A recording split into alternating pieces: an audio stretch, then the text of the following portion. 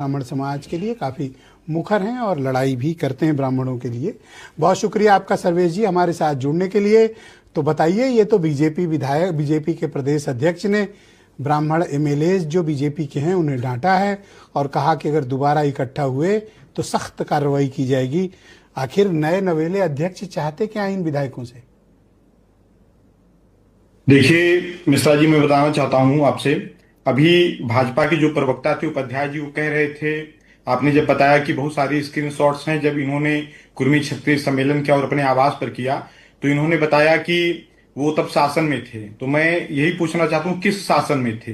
भाजपा के ही शासन में थे कि किसी और शासन में थे तो भाजपा के ही सांसद ना। और जब वो भाजपा के सांसद थे तब क्या उन्हें भाजपा का संविधान नहीं पता था? बिना भाजपा का संविधान जाने ही इतने दिन से 7 बार से वो मतलब सांसद थे। तो ये तो बहुत ही दोहरा चरित्र है। दूसरी बात, अगर इनको लगता है कि ब्राह्मण विधायकों का बैठना गलत है, तो फिर भाजपा काहे पिछड़ा वर्ग सम्मेलन करती है, पिछड़ा मोर्चा बनाती है? फिर काहे भाजपा दलित मोर्चा बनाती है?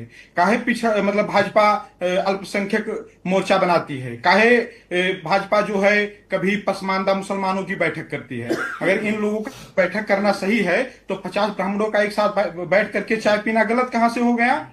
ये जो पंकज चौधरी जी आज ब्राह्मणों को ज्ञान दे रहे हैं, मैं बताना चाहता हूं कि पंकज चौधरी जी चौधरी हैं, इसलिए पंकज चौधरी जी उत्तर प्रदेश के चौधरी बनाए गए हैं। और इनको राजनीति का छोटा बड़ा जो है ब्राह्मणों ने सिखाया है।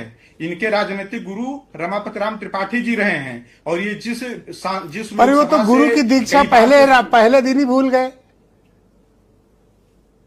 जी। गुरु की दीक्षा तो भूल गए ना।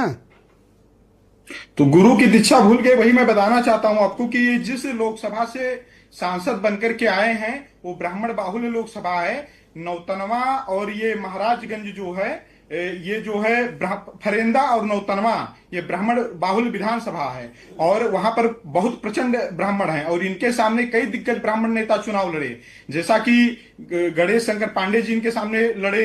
और इनके सामने जो है जो अमरमणि त्रिपाठी के भाई हैं वो भी इन्हीं के सामने। तो मतलब आप मुझे बताइए कि जो इन ब्राह्मण विधायकों को डांटा गया है, हिदायत दी गई है, चेतावनी दी गई है, ये सब विधायक तो इनमें से एक दो को छोड़ दो तो अधिकांश डर कर अपने अपने घर बैठ गए हैं या खामोश हो गए हैं।